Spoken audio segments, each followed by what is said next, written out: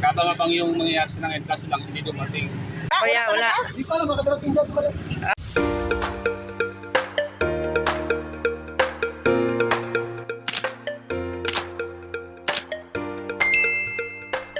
Isang mapagpalang araw mga kalingap, narito ang ating muling pag-uusapan.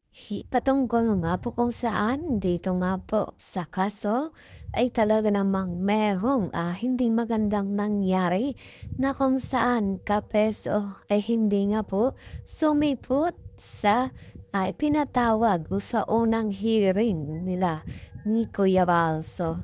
Mga kalingap, atat nga po sa kaso pero hindi sumipot.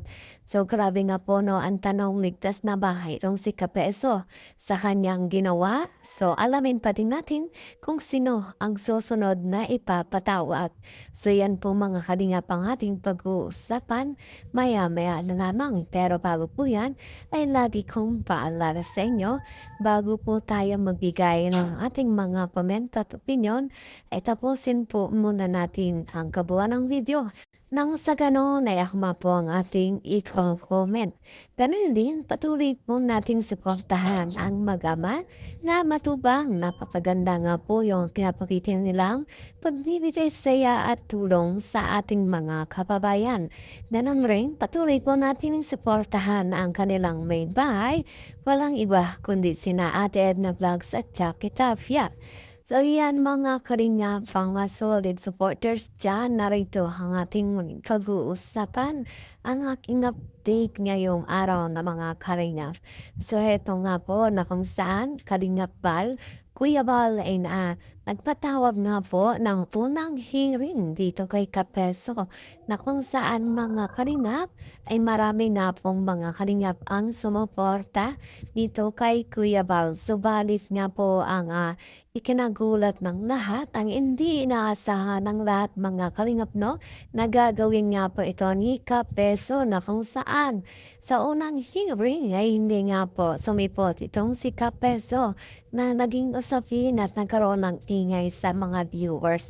So ito na nga po ang sinasabi, Kapeso ay sa live na mga araw po, mayabang. At nung napanood niya po natin ang live o ang vlog ni Kapeso na kung saan ay inaasar itong si Kuya Bal na kung saan ay nahanap ang kasong inaasikas o kaso ni Kuya Bal na sinasabi para nga po sa kanila at nasa ng araw mga kalingap at halos ginaya-gaya pa nga po ang sinasabi ni Kuya Bal nitong ni Kapeso. So yun nga, heto na at talagang pinatawag na sa umuunang hearing itong si Kapeso.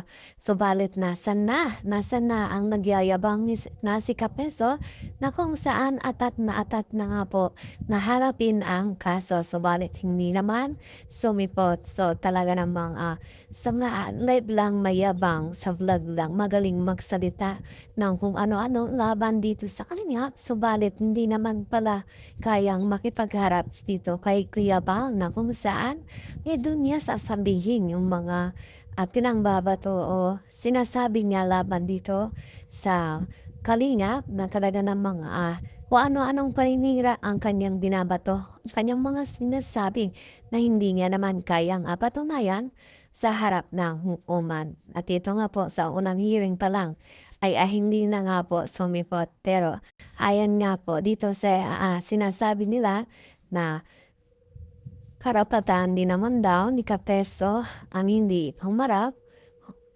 Subalit mga kalingap ay may susunod pang araw po unang pangalawang hearing at pangatlong hearing. Kapag hindi nga raw po uling sumipot si Kapeso doon ay panibagong kaso na naman po kumbaga tataas muli o itataas ang kaso dito kay Kapeso mga kalingap. So sa ngayon ay ito nga po talaga namang hindi inasahan ng lahat dyan dahil napakayabang nga po nitong ni Kapeso no, dahil ay nahamon niya itong si Kuya Bal. Subalit dito nga po ay nakapagulat dahil hindi naman inaasahan dahil ang akala nga ng lahat ay handang harapin ni Kapeso itong kanyang sinasabi laban sa Kalingap. At talaga naman siya nga po yung una-unang pinatawag ni Kuya Bal para humarap nga po o magharap sila ni Kiabal. Subalit rin nga po, pagkatapos nga po ng araw na kung saan ay dapat na mag-uusap, itong si Kalingap Bal o si Kiabal at si Kapeso ay nag-live nga po hugi.